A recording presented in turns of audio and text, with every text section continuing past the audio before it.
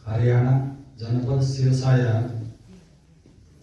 अस्मिन् जनपद सम्मेलने समुपस्थितानां भवतां सर्वेषां स्वागतं व्याहरामि। अहम् आनन्दम् अनुभवामि। संस्कृतस्य एष प्रभावः अस्मिन् सभागारे सर्वेषां व्यक्तित्वं बहु उच्चमस्ति, तथापि स्वकीयं पदं योग्यतां विहाय सर्वेपि अत्र समुपस्थाः। सर्वप्रथमम् अहं चिन्तयामि अस्य कार्यक्रमस्य मुख्य अतिथि। हमारे इस कार्यक्रम के मुख्य अतिथि आज कोई सामान्य व्यक्ति तो नहीं है। मल्लेवाला के अंदर भूमन शाह, बाबा भूमन शाह का डेरा है। उसके प्रति लाखों लोगों की निष्ठा है और लाखों लोग उस डेरे के प्रति निष्ठा रखते हैं, पूजा करते हैं और उस डेरे के मुख्य सेवक कहिए या मुख्य नेतृत्व करते हैं संत श्री हरिनाम शास्त्री जी। ये हम सबका सौभाग्य है। इतिहास पुराण आदि वेद शास्त्र विधिं विना केवल हेतुकी भक्ति उत्पाता यही कल्पते। ज्यादातर डेरे, आप बुरा मत मानना, ज्यादातर डेरे आजकल मनमुखी भक्ति करवाते हैं।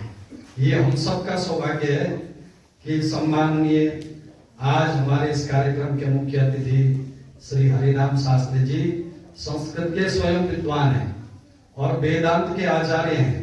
ये हम सबका सौभाग्य है कि उस डेरे में मुख्य गद्दी पर बैठने वाले और लाखों लोगों का मार्गदर्शन करने वाले सम्मानित हरिनाम शास्त्री जी स्वयं वेदांत के आचार्य हैं।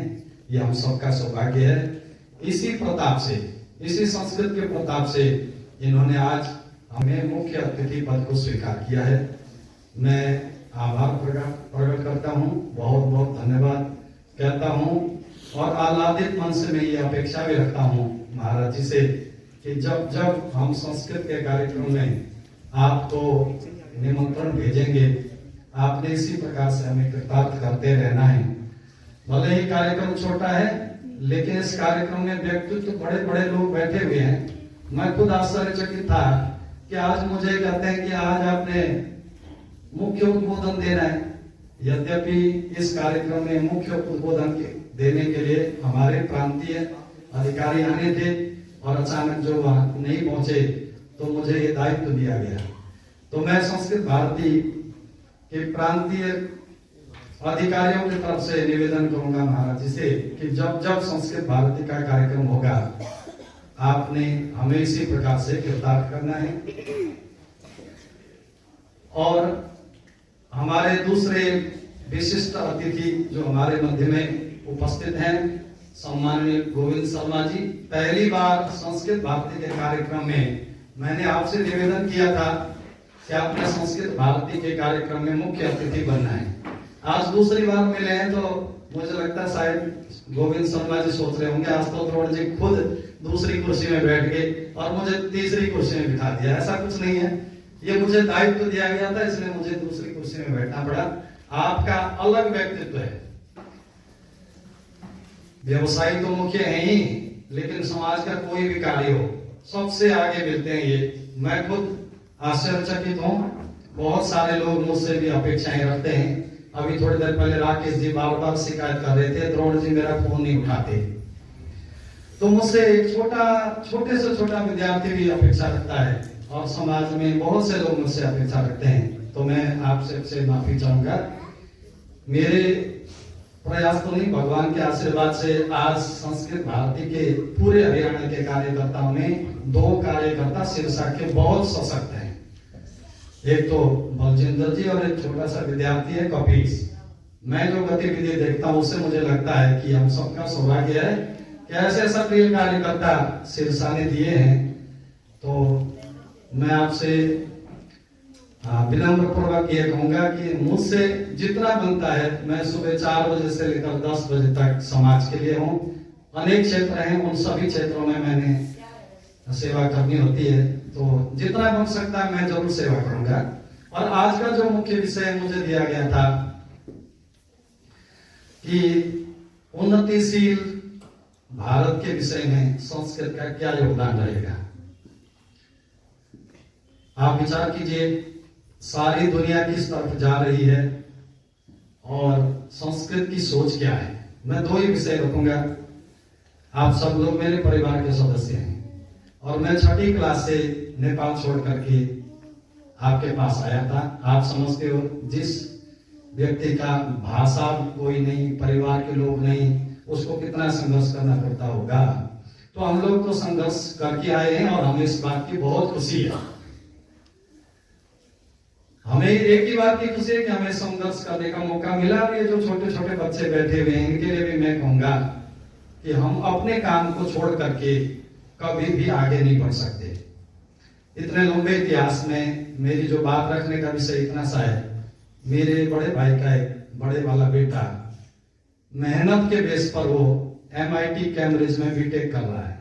MIT कैम्ब्रिज में, जो दुनिया का टेक्निकल क्षेत्र में पहली यूनिवर्सिटी है। और आप गूगल में देखेंगे तो वो लिखता है, अगर मार्केटिंग और पैकेजिंग की बात करें तो वो 7.5 करोड़ से ऊपर की बात करता है। अच्छा, IIT बॉम्बे का एक बीटेक किया हुआ विद्यार्थी मेरे पास दिल्ली से आता है, कभी कभी आता है। वो किसी चैनल में वो शेयर मार्केट वाले लोगों को गाइड करता है। वो आता है तो मेरे को कहता है 41 साल की उम्र है उसकी और वो आज 3 करोड़ की पैकेज पर है। अगर हम मार्केटिंग और पैकेजिंग के बेस पे ही विश्व गुरु बनने की बात करेंगे तो आप अंतर देख लो। एक विद्यार्थी वो है जो पढ़ ही रहा है और 7 करोड़ की बात करता है, और एक वो है जो IIT बॉम्बे से बीटेक करने के बाद में और आज 41 साल की उम्र में 3 करोड़ की बात करता है। तो हम मार्केटिंग और पैकेजिंग की बात करेंगे तो हम विश्व गुरु बनने के लिए हमें बहुत संघर्ष करना पड़ेगा, फिर भी हम पिछड़ जाएंगे। तो दुनिया क्या सोचती है? बोले असत्यम अप्रतिष्ठम ते जगदाहु नरीश्वरम अपरस्पर संभूतम किमन्यत काम हेतुकम। संसार शाश्वत सत्य नहीं है, ये लोग सोचते हैं। संसार शाश्वत सत्य नहीं है, संसार का कोई आधार नहीं है, स्त्री और पुरुष के संसद से संसार चलता है, ऐसी लोगों की मान्यता है।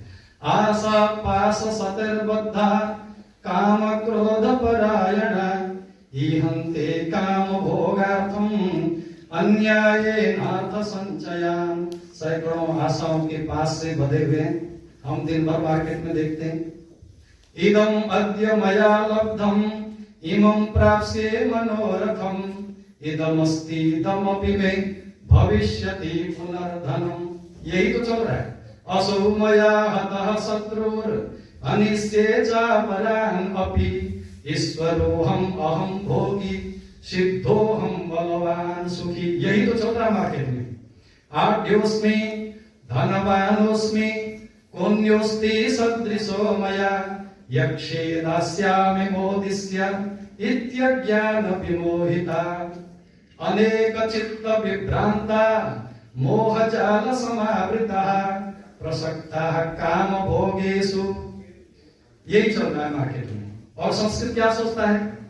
संस्कृत की सोच कहां से शुरू होती है? खम्बायुमग्निम सलिलम महिंच ज्योतिम सिसत्वानि दिशो ध्रुमादिम सरे समुद्रास चहरे शरीरम यद किंच भूतम प्रणवे अनन्यः। 7वें अध्याय में गीता जी में जब भगवान श्री कृष्ण ने अर्जुन को कहा, मैं सारा ज्ञान तेरे को देना चाहता हूँ, बोले ज्ञानम तेहम सविज्ञानम इदम बक्ष्यामि अशेषतः। सब कुछ मैं तुझे देना चाहता हूँ। तो जब बताते हुए गए तो अंतिम में निष्कर्ष क्या निकाला? बोले भूमि रापो नलो वायु खम मनो बुद्धिरेव च। यानी पृथ्वी जल तेज वायु आकाश, ये सारी मेरी परा प्रकृति है, अपरा प्रकृति है। इस सभी से बनी हुई जो सृष्टि है, सरित समुद्र, या वृक्ष वनस्पति सब कुछ परमात्मा का स्वरूप है। ये संस्कृत की सोच है, ये संस्कृत का विचार है। जिस दिन हम इस विचार को सिरोधार्य कर लेंगे, चाहे वो किसी देश में रहने वाले हों, ये भारत का सिद्धांत है, यही भारत की संस्कृति है। संस्कृत यही सिखाता है।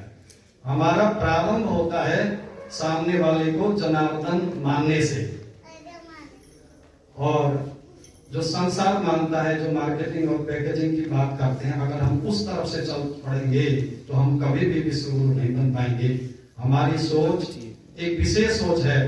वसुधैव कुटुंबकम की जो बात की है, वो प्रत्येक पदार्थ जो हमारे पृथ्वी, जल, तेज, वायु, आकाश है, इससे बनने वाला, चाहे हाथी का शरीर हो, चाहे चींटी का शरीर हो, चाहे किसी भी अवस्था का व्यक्ति हो, वस्तु पदार्थ, उसको परमात्मा मानने का एक हमारा एक जो विचारधारा है, इसी विचारधारा से सारा संसार हमारा शुरू होता है। इसलिए संस्कृत का संस्कारों को विषय को लेकर के संस्कृत का एक विशेष स्थान है। जब हम उसको आधार बना करके आगे चलेंगे तो निस्संदेह ही हम विश्व गुरु के लिए अग्रिम पंक्ति में रहेंगे। इन्हीं बातों के साथ मैं अपना वक्तव्य पूरा करना चाहता हूं और आप सबको बहुत बहुत धन्यवाद देता हूं और बधाई देता हूं कि इतने भव्य और दिव्य कार्यक्रम करके आपने ये सिद्ध कर दिया कि अब आपकी आवश्यकता नहीं। एक बच्चे का उच्चारण जब मैंने इस मंच में अभी सुना तो मुझे लगा कि शायद अब मुझे उससे उच्चारण सीखने की आवश्यकता है। मुझे बहुत अच्छा लगा। इन 2-3 बच्चों ने बहुत मेहनत करके कार्यक्रम को इस स्तर तक पहुंचाया है। इसके लिए बहुत बहुत धन्यवाद।